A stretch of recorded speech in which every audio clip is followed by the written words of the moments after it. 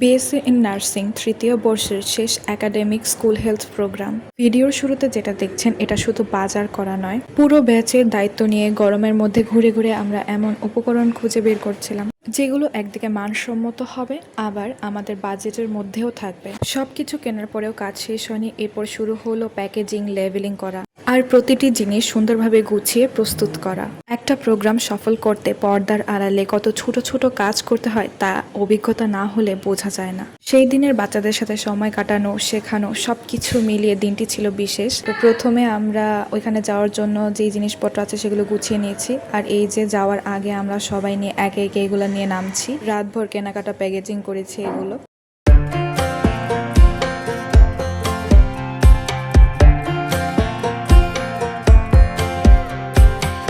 Last time we talked, you had nothing to say. You chose to walk, give what we had away. I hope you get what you're looking for, but babe, with me, you close the door on everything we could have been.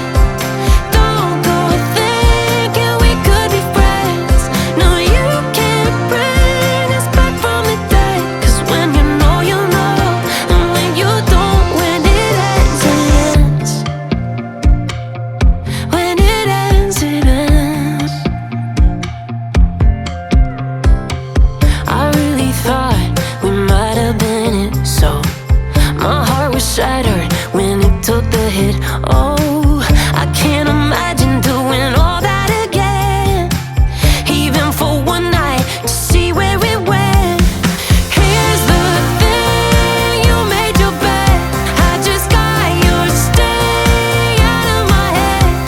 No, you can't bring us back from the dead, 'cause when you know, you know. And when you don't, when it আমাদের একটি গ্রামে community field ভিজিটে যাওয়ার কথা ছিল, কিন্তু সেটির সিদ্ধান্ত পরিবর্তন করে আমরা আমাদের ক্যাম্পাসের কাছাকাছি একটি স্কুলে যাই। যেহেতু কাছাকাছি 5 মিনিটের রাস্তা, তাই আমরা সবার জন্য প্রায় 13টির মতো অটো ভাড়া করেই চলে গিয়েছিলাম, না হলে আমরা বাসেই যাই।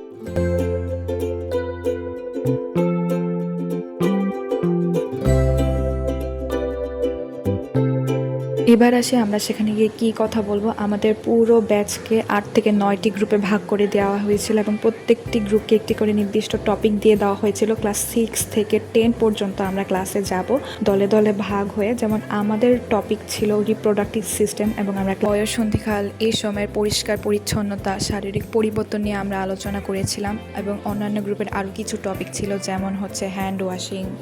আলোচনা শেষে আমরা বাচ্চাদের জন্য প্রশ্ন উত্তর সেশন রেখেছিলাম এবং সেই সেশনে পুরস্কারেরও ব্যবস্থা করেছিলাম।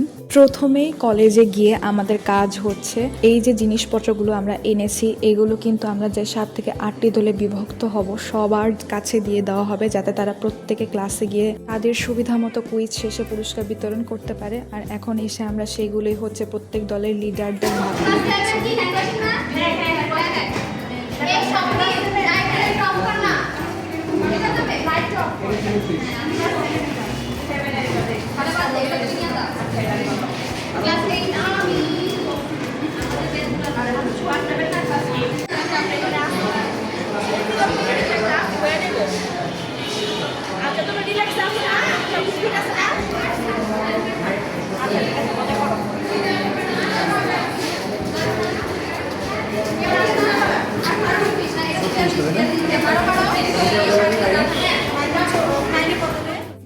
তারপর আমরা চলে যাই ক্লাসে বাচ্চাদের সাথে কথা বলার জন্য। একটি গ্রুপে প্রায় 8 থেকে 9 জন না 10 জন, যেন আমার আসলে মনে পড়ছে না, এরকম করে সদস্য সংখ্যা ছিল, এবং প্রত্যেকেই হচ্ছে বাচ্চাদের সাথে নির্দিষ্ট টপিক নিয়ে কথা বলবে। ভাগ করে নিয়ে যাওয়া হয়েছিল আগে থাকতেই আমাদের মধ্য থেকে।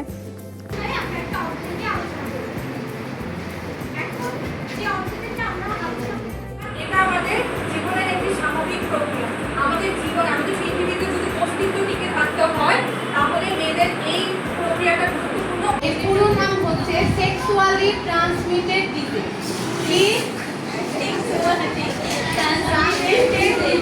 বড় হয়েছে না তোমরা, এখন আরো বড় হবে।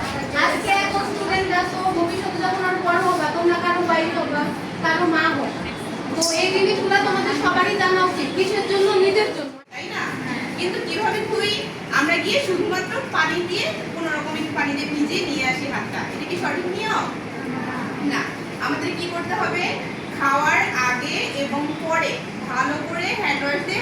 হবে, মনে থাকবে সবার? আচ্ছা, তারপর হচ্ছে আমরা কি রান্না করি? আমরা ছোট মানুষ রান্না করি না, আমরা রান্না করে কি আমাদের বাসায় আম্মুরা, তাই না? এখন হচ্ছে আমরা কিন্তু আগেই বলে দিয়েছি যে আমরা আজকে যা শিখাবো আমরা গিয়ে 10 জনকে শিখাবো, ঠিক আছে?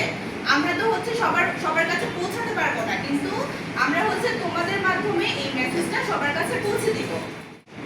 কাল্পনিক ভাবে আমরা ভেবে নিই যে আমাদের এখানে একটা বেসিন আছে, আমি ট্যাপ ছাড়লাম, হাত ভেজালাম, আমার হাতের কাছে কি থাকবে? সাবান কিংবা হ্যান্ড ওয়াশ, পরিমাণ মতো তা নিলাম, কিংবা আমার সাবান দিয়ে হাতটা নিয়ে নিলাম। মাত্র একটা ধাপ আছে, আমরা আঙুল তো পরিষ্কার করে নিয়েছি, কিন্তু আমরা কি হাতের কবজি পরিষ্কার করেছি? এবার ডান হাত দিয়ে বাম হাতের কবজি এভাবে ধরবা, 1 2 3 4 5 6 বুঝছো? ঠিক অপর হাতে আবার একইভাবে 1 2 সবার করো, 3 4 5। শান্তনা পুরস্কার দিয়ে দাও।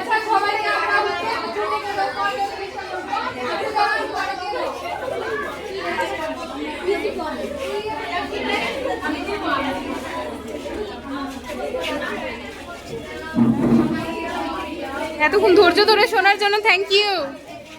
এরপর আমরা স্কুলের অথরিটির কাছে মেয়েদের জন্য স্যানিটারি প্যাড, স্যানিটাইজার, একটি ফার্স্ট এইড বক্স তুলে দেই।